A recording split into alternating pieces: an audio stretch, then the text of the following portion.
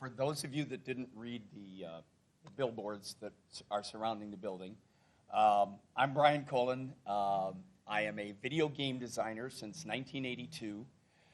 Before that, I was a college student, a filmmaker, animated filmmaker, won a lot of awards. And I've been making games now for 37 plus or minus years. Math was never my strong point.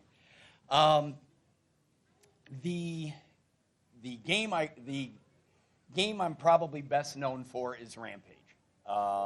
And that was kind of a turning point for me. But before that, I was a filmmaker in high school, got all my friends together, made a lot of movies, went to college for filmmaking, found out in college, you know, people drop out, you're spending a lot of money. So I fell back on animation because I could draw. I never thought of myself as an artist, but I could draw. I was kind of putting myself through college doing ads for bars and stuff like that and daily ads for the paper. But I thought animation was where I was going to be, film animation. I got a job offer in New York and did a 4-hour, this is when I was in college doing ads, you know, just for, you know, a few dollars and, you know, free beer and popcorn, and that was my business. I was quite pleased with myself, with what I was doing and how I was making a living. And I answered an ad one day at the Bally Midway Company, thinking I was going to get a job, you know, maybe my first thought was Bally Midway, they make pinball. Maybe I can do be a backglass animator, or not animator, artist. And they said, no, we want you to do art for video games. And I thought, no, this cannot be. Pac-Man, really? That's not my style. But the first game they put me on was Discs of Tron. And I had to take the job because they were actually offering me real money as opposed to free beer and popcorn. And Discs of Tron turned me around 180%. I fell in love with the process. As a cell animator, as a film animator, you draw for weeks, you sit in the animation room at the animation stand for days on end, one frame at a time. You send it off to the lab, it comes back, and then you find out what mistakes you made, and you start all over again. In this industry, I could work on something in the morning, have it animating by lunch, and I could see it in the game that afternoon. So I was hooked. Discs of Tron was my first game, and the programmer on that, Bob Ditterman, was a perfectionist. So it was a great way to learn how to do games in general. And as an animator back in those days, everything was very peer-to-peer. Everything was very flexible. Management left us alone. I don't think they knew what we were doing. We were kind of making it up as we went along. And not every game I did was a hit, was a success. This was a tremendous game in which there was a 2-player game in which 2 queen bees sent their ants out to fight over garbage in a garbage dump. It was hysterical, but the programmer never really had a 2-player AI, so it didn't do well enough to get produced. But I always loved that idea. And they let me do the art just because I said, hey, this looks like a cool game. Well, we don't know how to draw the ants. Let me make them cartoony, so I could make the cartoon ants. That Cosmic Cruiser you saw before was actually a game called Mothership that was failing out on test. But because I said, hey, can I reskin this game with cartoony art? Programmers like, sure, give it a shot. Went out back on test, made a ton of money. Not only did they make Cosmic Cruiser, they used that character in Wacko.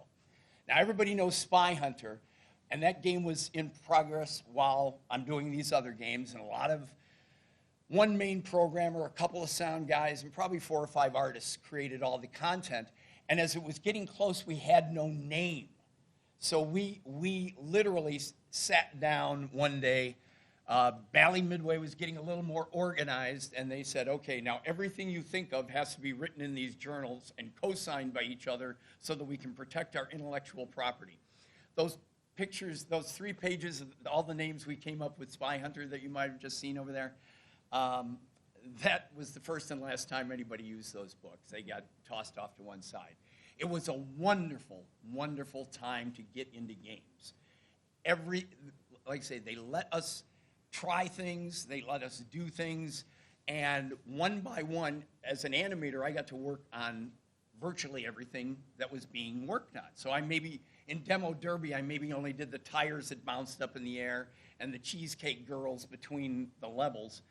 But working with that programmer, he had one skill set. I'm working with another programmer who was doing what became Cosmic Cruiser. He had a different way of doing things.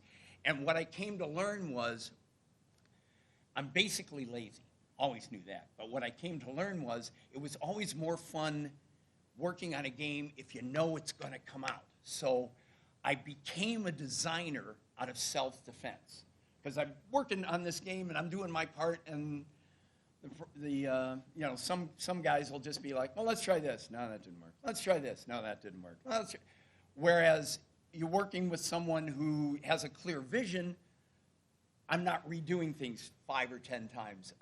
Sarge was one of the games I did with Jeff Nauman early on, programmer Jeff Nauman. And again, we were asked to do a tank game. That was the only direction we were given. I said, I remembered Ant Raid. I wanted to do the player controlling a tank and a helicopter. That's what Sarge became. That was a hit. It did well. Shortly after that, and back in these days, they didn't call anybody a designer. In fact, they made a point to say, we're not designers. You're an artist. You're a programmer. You're a sound guy. Or when they wanted to shove something into a game that didn't belong there, management would say, we're all designers here. So, and then they'd put a witch on a broom in your space game. But around that time, I did a D&D game, and you can see the characters are big because I wanted to be able to show off my kind of cartoony style. So I wanted to do a game with big characters. And Zwackery is a game I actually worked with the TSR guys, Tracy Hickman up at Dungeons and Dragons, and I worked with them and had a ball. The game was released, but and while I'm going to actually back this up just a hair here. While I was doing this game, they were talking to Nolan Bushnell. They brought him through the offices, and he's looking at the various stuff, and I was standing next to Zwackery at the time, and management came through and said, this is Zwackery, this is one of our new games we're putting out on test, and this is the designer, Brian Colin. I want to say let's say my jaw hit the floor because there are young people in the room, but I had to clean my pants.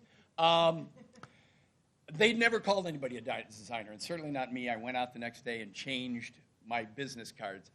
After Zwackery, and again, not every game, you hear about the ones that made it, and people know them, and rare, good, bad, love them, hate them.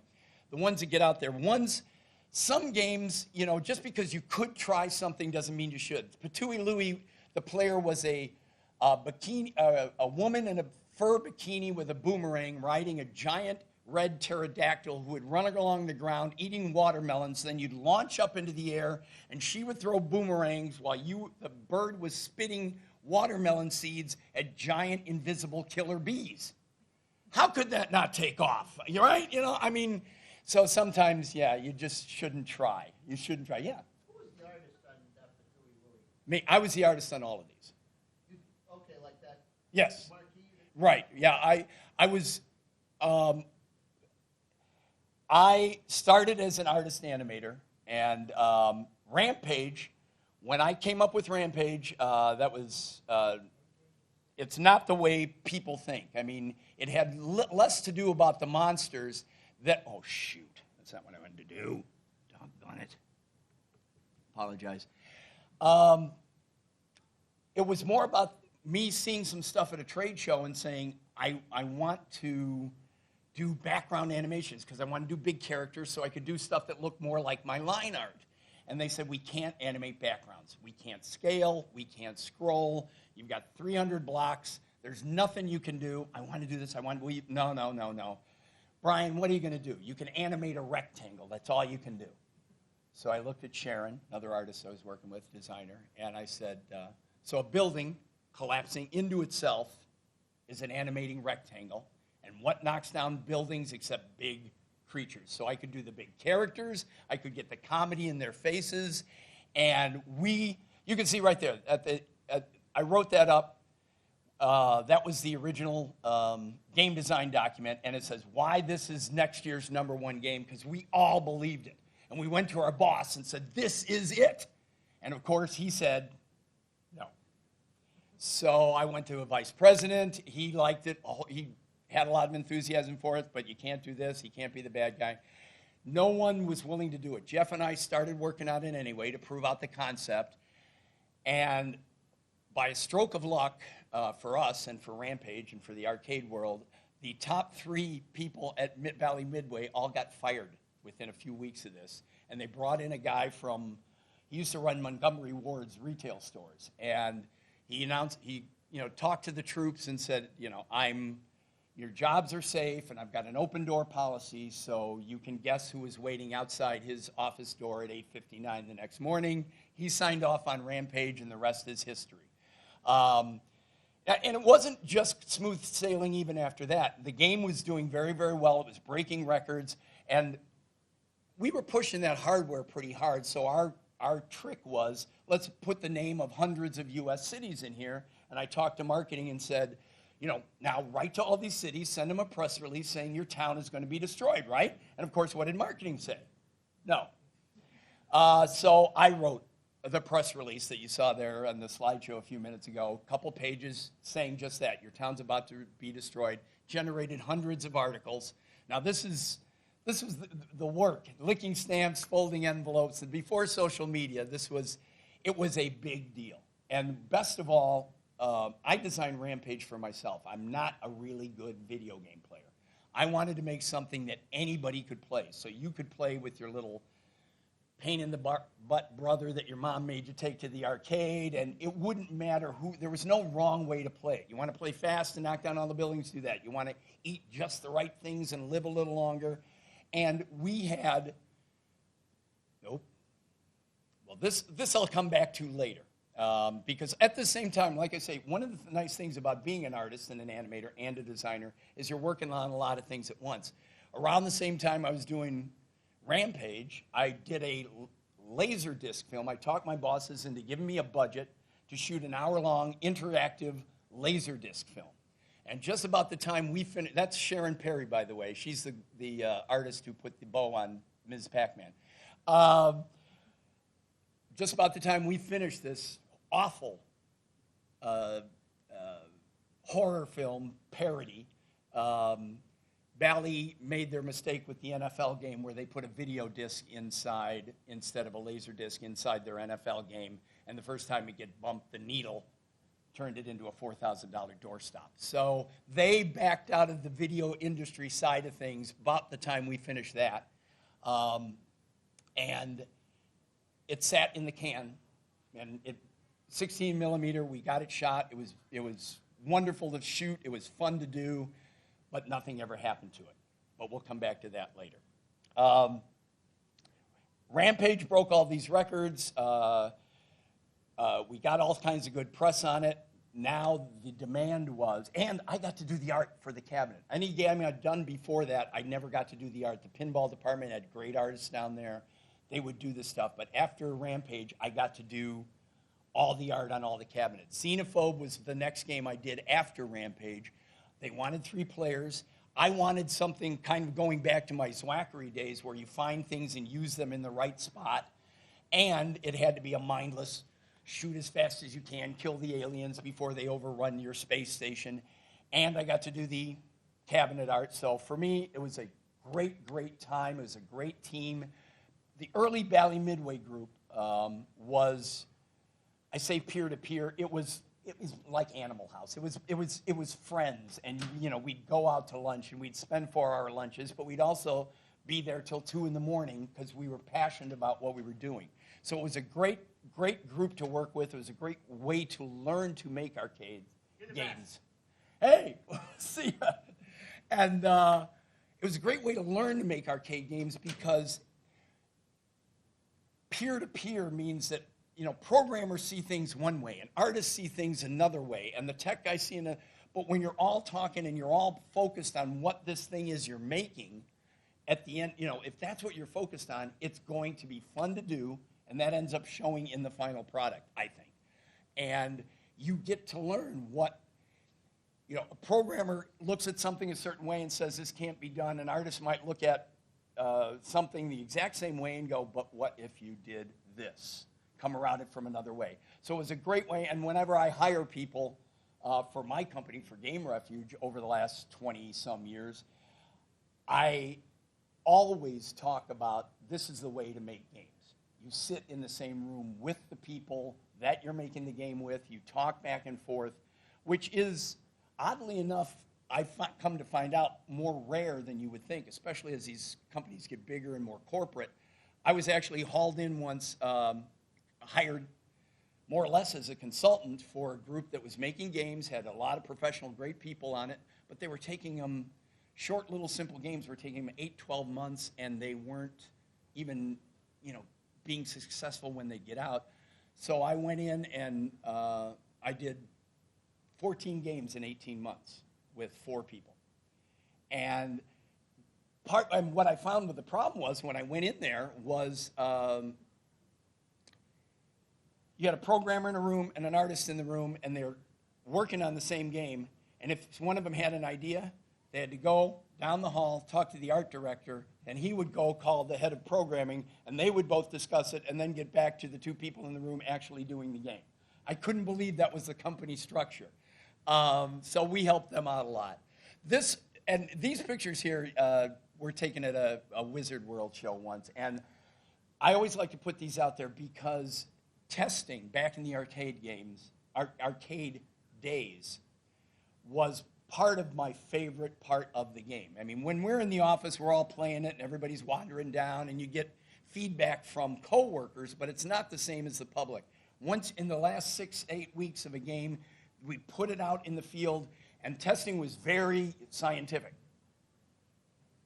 You go stand in the back of the arcade like this, and you watch them play. That's what it was, and it was wonderful. You saw what ticked them off, and they weren't going to put in another quarter. You saw what made them reach for another quarter, and it was my favorite part because I'm watching someone laugh out loud, and sometimes not. But when they laugh out loud at the right places, it's a wonderful, wonderful feeling. Some of the other games I've blasted. We did a game called International Team Laser. It was a very kind of hurry-up thing that for an international show, it didn't do well. But it got turned into Blasted. That is my wife and I. She hates when I show that picture. It was a wonderful, the 80s at Early Valley Midway was a wonderful, wonderful time. We kept pushing the envelope. We did not have scrolling hardware. How can we fake it to do a first-person driving game? And Max RPM was one of the first attempts. We did not have scrolling hardware. It's Xenophobe, if any of you remember that game with the panels that scrolled side to side. There was no scrolling. We faked that. Later on, Arch Rivals, which everybody remembers running up and down the court back and forth, that hardware didn't scroll either. If you look, there are no uprights on the bleachers, so we were just sliding people left and right to make it appear as if we're moving stuff around. Now, around that time, I'm going to back that up. That's worth mentioning. Everybody waving goodbye here, and you can see Game Over. Valley Midway around this time, we were halfway through Arch Rivals when we were bought by our biggest competitor, Williams Electronics. So we all waved goodbye to Valley Midway, and myself and Jeff Nauman, programmer I did Rampage with and Arch Rivals with, were the only 2 video guys they kept. Arch Rivals came out a few months later after we joined now Valley Midway Williams, and I was told, and I don't know if it's true, but I love telling it anyway, one of the execs at Williams told me that the sales from Arch Rivals paid for the buyout. So that was I love telling that story. I don't know if it's true, but that's the story I like to tell. We had a ball with this game, no pun intended. I think the only controversy on this was originally the header was those 2 characters nose to nose, and they went with a more generic header because they felt that the anger and the pushing faces was too much. And this is, people ask me about the ports all the time. Never had anything to do with the ports. I'm always working on my next game or games, but I always like to get the ports, and Midway was good enough about giving us copies of stuff. And that Arch Rivals was my favorite art for any port I've ever done. Just for what that's worth. He was a Mad Magazine artist, and I forget his name. Anybody know? No? Okay. But that was my favorite of the home game art. which I didn't play the ports either. People would always ask me, you know, what'd you think of this port? It's like, I would get the boxes, I would look at the art, but I had the games in my basement. So, a little confession there. After Arch Rivals, we wanted to do a football game, but Williams was already working on a football game, so we said, okay, no first downs, no timeouts, no rules. We're making rugby. So we had, you know, Attila the Hun's team versus Thor Aikenbach. He was a Viking. And, you know, this was a nice, friendly, full-on, chaos-filled, controlling 6 guys at once rugby game in which you, like Arch Rivals, except instead of just 2 players that you're controlling, now you're controlling 6. It did really well initially, and right during the last week, though, while it was out on test, I came up with this brilliant idea.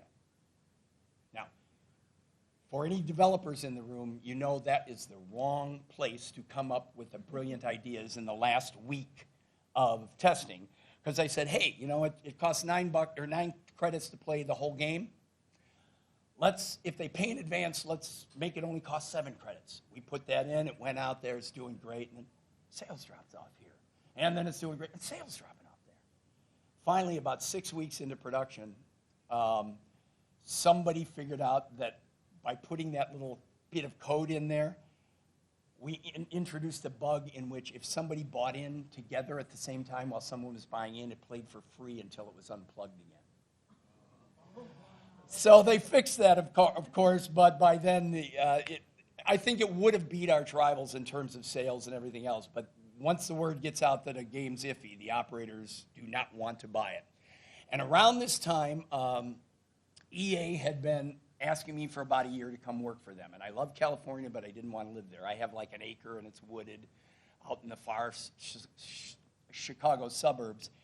And we talked back and forth, and finally they said, well, what if we just give you the money to start your own company?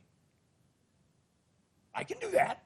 So Jeff Nauman and I formed Game Refuge, left Williams on very good terms, and went out to EA and told them, here is our game, and in a room full of suits, we had a game in which the player, if you're familiar with General Chaos, the player is controlling 5, there you go, Chaos fans, I tell you, you guys are the best. And it was well received. There was one suit in this initial meeting, because we had no contracts, we had nothing. We made sure we didn't sign anything before we left Midway, wanted to do things by the book. We hadn't told them what the game was going to be, but there was one guy in the room who said, I love it, but let's make it street games. And Jeff and I looked at each other, and I said, no. I said, my kids are playing this game. I want it to be as far removed from reality as it can be. It's okay, this funny stuff, you know, we're setting people on fire, or they crumble into bones, but they get back up again, you know, kind of like what we did in Pigskin. And we're not going to do that. And that next moment of like maybe probably only 3 seconds of silence seemed like the longest ever. And then they're like, okay, we're going to let you do it. And it turned out General Chaos was their #1 non-licensed title that year. And I still get more passionate reaction from Chaos fans than for any other game I've ever done. It was probably the first, you know, real-time strategy game that you could play, long before Warcraft and any of that. It was only 5 guys, but this guy, you knew how to use him. You put your teams together. It was a fun game to do. We kept doing games for EA. We had a General Chaos sequel called Major Snafu in the works. And they said, no, we're going to stop that. We want you to, we were opening an arcade division, and we did a game for them, and their arcade division started with Madden Football. And we said, everybody already owns Madden Football. Why are you doing this? They released Madden Football and had their arcade division closed before we were done with our first game, which was RC Squared, which is a radio-controlled, you were racing radio-controlled cars and stuff. Talking to the people at Midway, still on good terms with them, head of marketing Joe Dillon said, you know, we've got our 14-year-old boy covered. You know, we've got, you know, the guys playing our fighting games, they're playing our sports games. We need something for everybody else. And Jeff and I looked at each other and said, let's redo Rampage. Now, the first Rampage, we got in a lot of trouble. Well, I want to say not a lot of trouble, but fans, when we put the 768 levels that were the original Rampage together, we just knew no one was going to get to the end. 3 weeks in the arcade, with people buying in all day, they would get to the end, and nothing happened. Because we had no resources in those days to waste on an end movie. All that happened in Rampage, if you played through the end of it, is the monsters went, arg. And that was it. So when we did Rampage World Tour, we're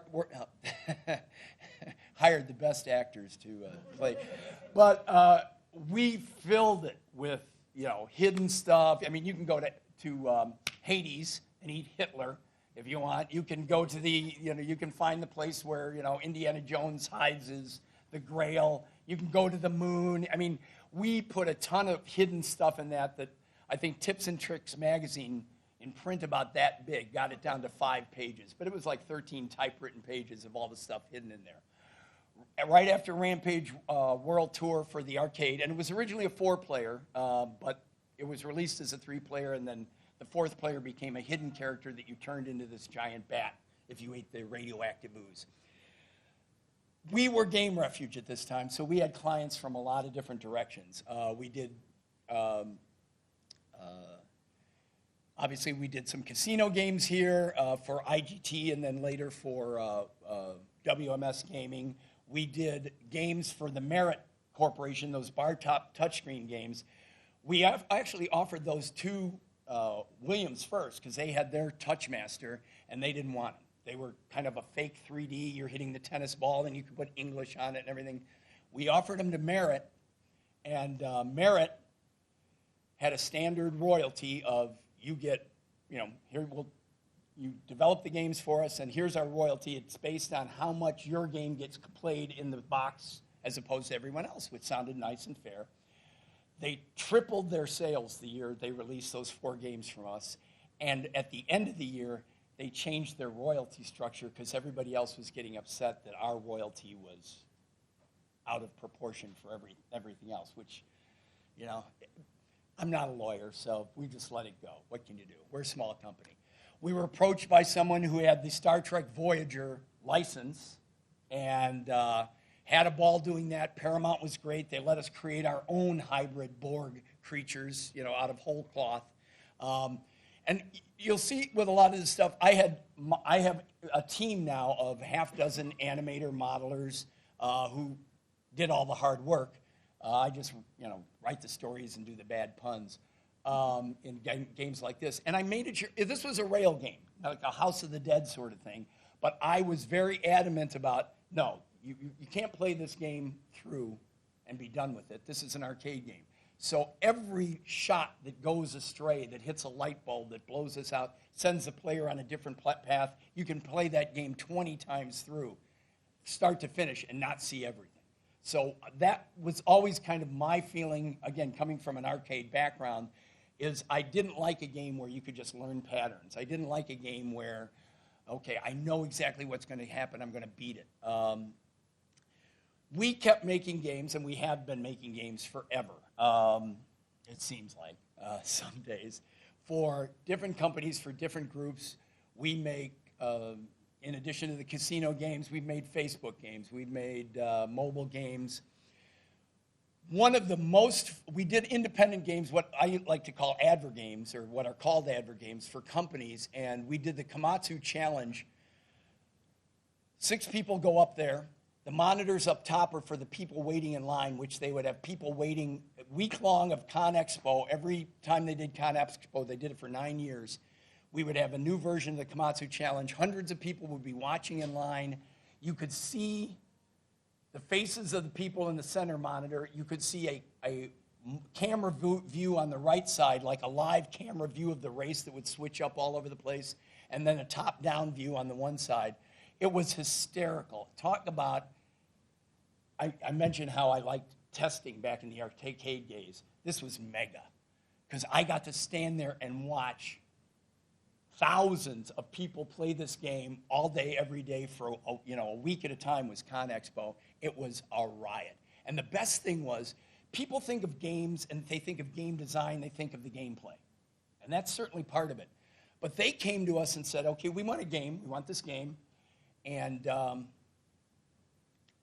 now, no one who plays this game plays games. They're all, 30, 40, 50-year-old construction workers and their wives, and they're all drunk. And they're going to have a cigarette in one hand and a drink in the other.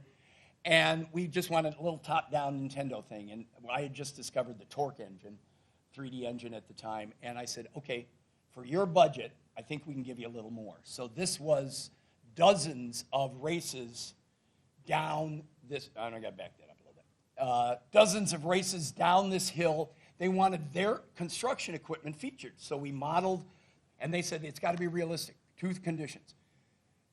At a full load, these trucks move 4 miles an hour. Okay, and we don't want them touching each other. So we started on the game, and I said, do you mind if I let gravity? So this thing is down a mountain path because by the end they're going 180 miles an hour and they're doing flips and everything else.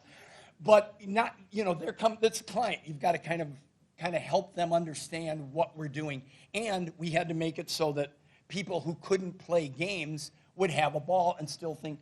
So you could drive literally anywhere in this game. However, the computer, if you get off track, would gently pull you back into the middle. And about halfway through development, I said, I got to ask. Why can't these these vehicles touch? Because every time you hit a bump, you lose some of your load and everything. But and they were fine, by the end, the fact that these 40-ton pickup trucks are getting airborne and everything else, they loved it. But why can't they touch? Well, we don't want the paint to scratch on. I think we can do that. I think we can manage that for you. So the design side is always a lot more than just the gameplay, because it's your own company. Everybody says, oh, you're your own boss. The client is always the boss. The client has always got to be right. Arctic Stud is a game that we did while we were doing Komatsu Challenge. This was full contact deathmatch poker in which you race along a 9-square-mile open area, hunting down cards, putting together a hand, crossing the finish line, trying to keep other people from getting there. If they had a card you want, you could hunt them down and kill them, and not kill them, blow up their things, steal their cards. A riotous land game. This is probably the only game as a company we ever did on our own. Typically, I've been very lucky. People come to us, say, we want you to make a game. They give me money. We make a game for them. This game we did on our own. It was a PC game. I think we sold about 100,000 is all we did. But this was, you can't even play it anymore on anything past a Windows 7 computer. But it was a riot. This was a riot. And I didn't mention, it was in a land of perpetual winter, sponsored by a mutant goblin who ran a brewery in a Cthulhu mythos setting. So talk about oddball. This is worse than Patooey Louie ever was, but this one ended up to be quite a bit of fun. All right, I'm going to pause here because I don't even know what time it is, and I just want to double check. Oh, good. Okay, we're doing pretty good. I could talk about the stuff I've done since the arcade games, but I want to stop. Those early years, I think, is what most people are interested in at shows like this. Does anybody have any questions about the early arcade days while I take a drink and try to... We good? Yes.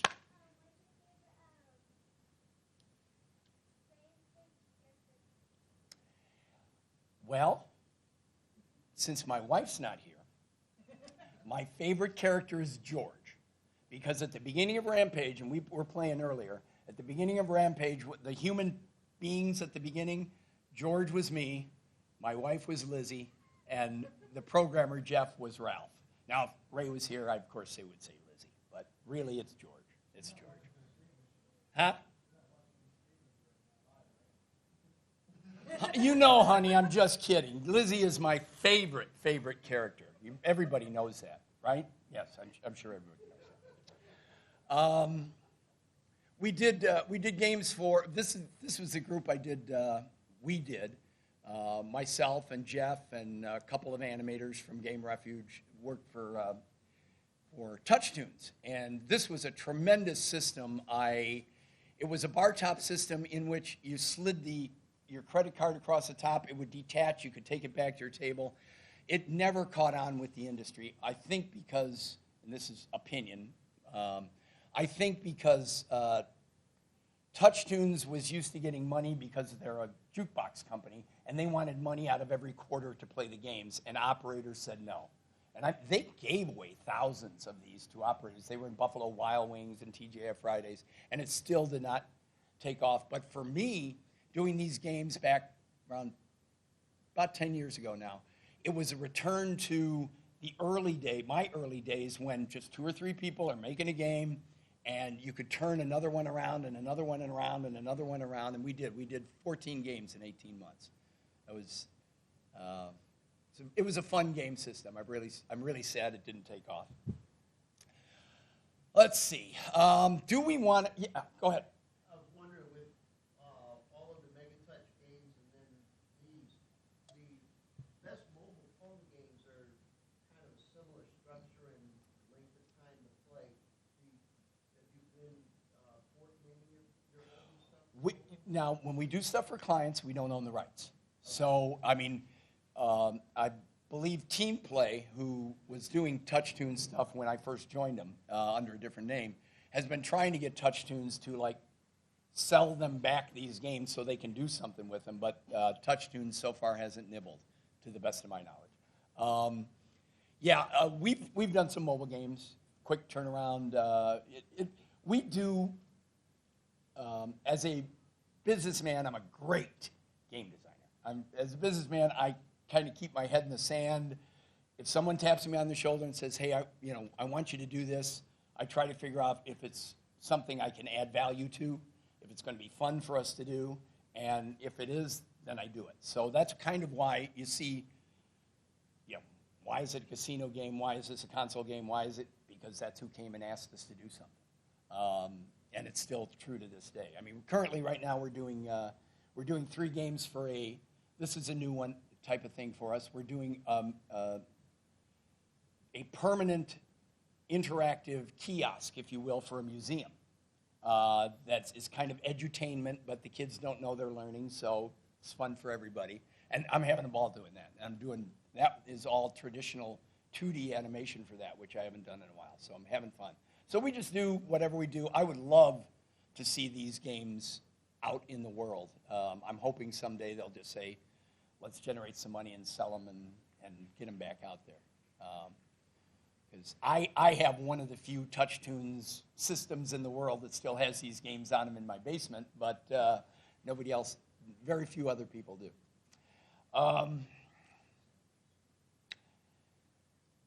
Rampage, the movie. Anybody want me to talk about that, or I can keep talking about games? Or both? Anybody? All right, let's I'm just going to put on a different slideshow here while I talk about this. When I first heard about it, I was like everybody else. Well, first I was delighted. It had been 30 years, and they want to do Rampage. And mixed emotions is probably the best way I can put it, because I was delighted they were doing a movie, and because every video game movie stinks, I just knew it was going to be rotten. But it was great to hear that they were going to do it. And it was supposed to come out, I think, in 2015 originally, and then I didn't hear anything more about it. I figured it failed, and then I heard The Rock attached. I'm sorry, Dwayne Johnson attached, and my expectations got a little bit higher. And I was, let's see, is there anything? Oh, shoot.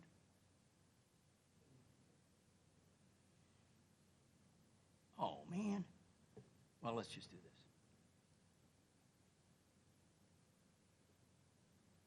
Where are you at? No. Where I put stuff never ends up in the same place. There we go. We'll start with this. Let's see if this... Oh! I should... Let's try this. Come on. All right. Hey there, this is Brian Colin driving downtown Chicago today to an undisclosed location. Once I get there, I suppose they'll be bringing us all to wherever we're going to be shooting. I can't tell you what we're working on or where we'll be, but Chicago. hopefully if I don't end up on the cutting room floor, And I did. everyone will get to find out where I was today next April. So I'm incredibly jazzed, as you can imagine. I'm bursting at the seams.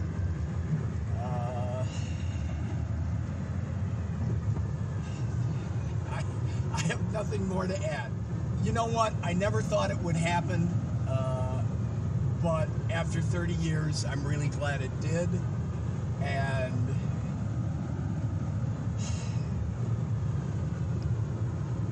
I grinned like that. This is for gonna a be year fun. and a half. this is I really kid you going to be not. fun. They asked someone in Chicago knew that I did the game, invited me to be an extra. I showed up to be an extra. They mentioned it. The second unit director shot a cameo of me one entire afternoon after a couple weekends of being just an extra. This is the stuntman holding my arm so I don't run too fast past the camera. It was glorious. Can't get any better than this, right? It was just marvelous.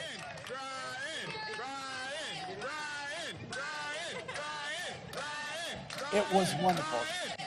Wrong though, wrong again, because it did get better. I get a call from a guy who hi, I'm John Ricard. It's like, I know who you are. You're making Rampage. He goes, yeah, and I know who you are. You did Rampage, and I've been wanting to call you for years, but there was concern in the legal department at Time Warner but you're in the film now. You're an extra. So would you like to come down during the last week of shooting as our guest? It's like, yeah, I could do that. And it was wonderful. And again, I still didn't know anything. So I was not involved really in the making of Rampage, except for, running around the streets there a little bit. But then I was invited to go down, and of course I did, and I know nothing about it. So I still don't know anything about it, and the beautiful limo picks me up, takes me from a first-class hotel to a junkyard. It's a garbage dump. It's a giant garbage dump. And I'm like, okay, see, they're saving money. And then as I'm going by this big pile of something and come around the back of it, wait a minute.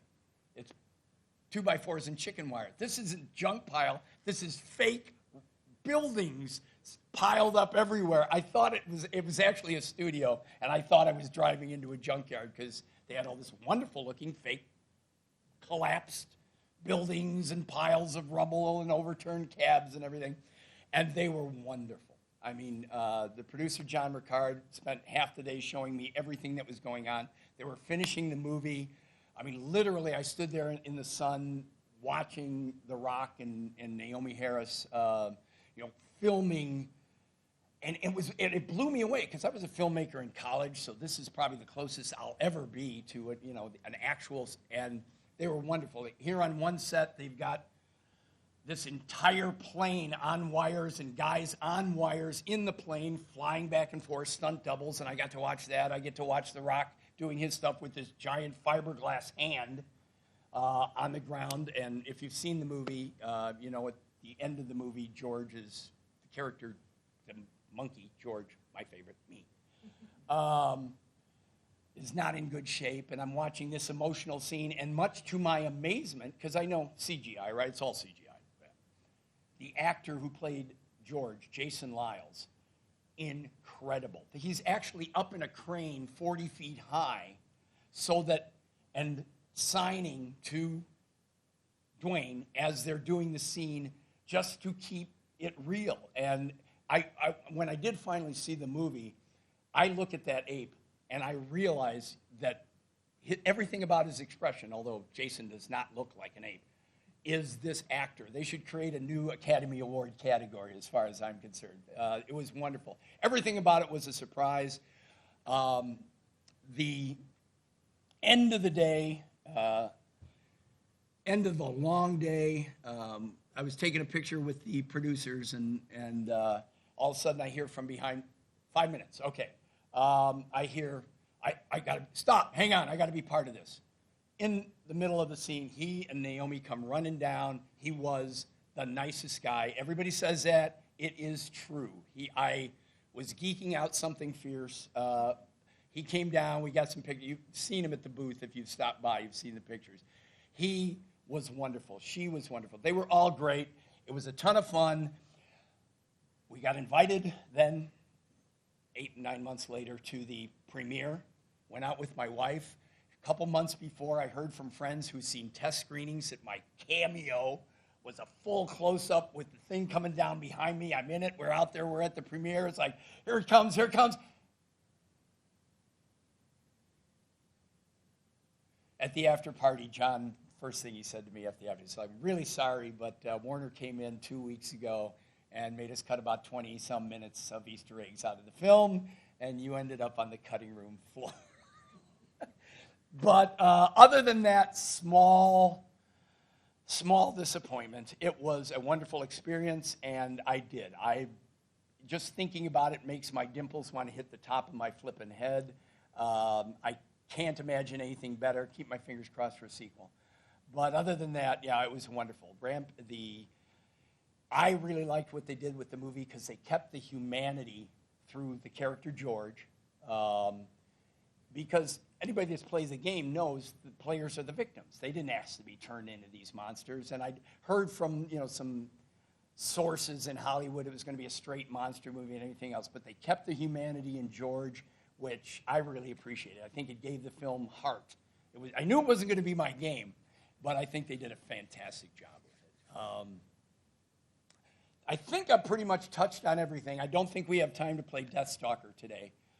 That's the interactive film that I said we'd talk about later because I actually have it on here and we could play it. But we're out of time. Anybody have any other questions or any questions at all that they want to ask about? Yeah. So aside from Rampage or any of the other games you've created, what has to be your greatest or most favorite video game? So something that I didn't create? It depends on where I was and how old I was. I mean, I love Doom, but part of what I loved about Doom was it was a LAN game. I always loved LAN games more than anything because I want to hear the guy scream when I take him out. And it came with an engine, so we could create our own levels. And for me, making games is the fun part. I don't play as many games as people would think I do because for me, making games is what's fun. So Doom was great. Even before that, Wolfenstein, because it came with a little editor and I could create my own games. Yes. And are we done? Oh. So I would say games like that, Doom, the Unreal, anything and then the Torque engine was my favorite game that I've made that I like to play is that Arctic Stud Poker Run. It is hysterical and it's a ton of fun with a group, but it was never a big game. I would say, yeah, probably now in the early days, Battlezone was my first favorite arcade game. I loved Joust, even though that was a competition. It's just like, there weren't many games. I didn't grow up with games. So, and in recent years, I spend more time sitting on the couch watching my son play games than I do actually playing myself. If I want to play a game half the time, I go to my own stuff. I don't know if that's because I'm extremely shallow but I made them for me in the first place. So, yep. So in the Rampage movie, how well did you like the designs of the characters in it? Like especially Ralph and Lizzie, they were so much different. Were there certain features in the movie that you really liked? I was skeptical when I saw the characters in like pre-production stuff and everything, especially since Lizzie was long. It's like, how is she going to climb a building? And the fact that they added the little wings on Ralph. But they had to take it where they had to take it. But I just had to keep you amused for a quarter's worth. And I knew it was going to be something completely different. I do have a nice piece of trivia, though. Everybody wonders why George was an albino. And people would, they don't want to get sued by it. It's like, no. He was an albino because part of the story and part of the sympathy for George was his injuries after the thing landed, and he fought the grizzly bear, and then at the end he gets the snot beaten out of him. You couldn't see the blood or the wounds on a normal colored gorilla, so they made an albino so you could see. No, man, that guy is taking pain. So I always thought that was interesting. I mean, in a design thing that I found particularly interesting. Yeah. You probably walked through the indie development here, and there was a panel yesterday that was about advice for game developers. What would you share with, the game developers? Do something, make it small, get it finished.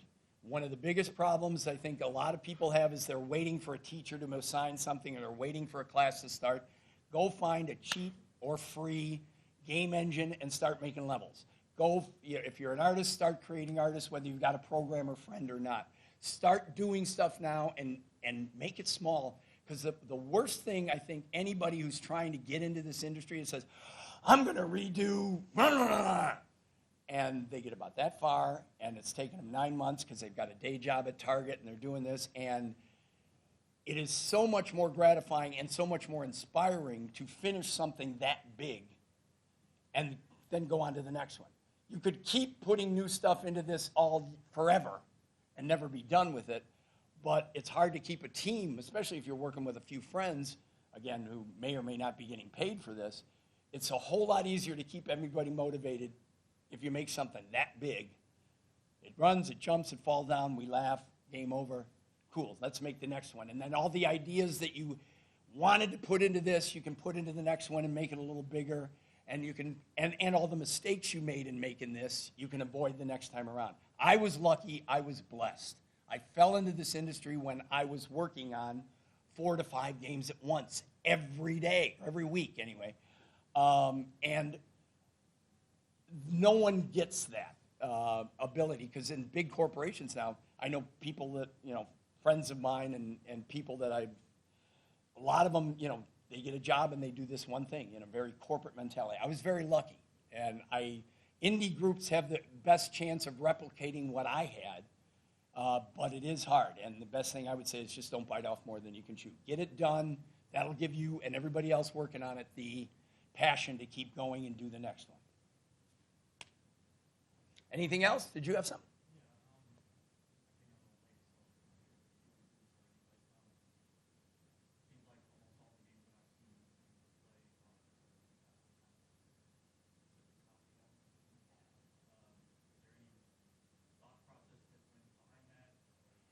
Actually, yeah, that's a good question. I was, my comic style, everything, I was raised on Mad Magazine, so, National Lampoon, that kind of stuff from the old days. But, so that's I want to entertain. My award-winning animated film that I may have mentioned at the beginning of this, that was all comedy.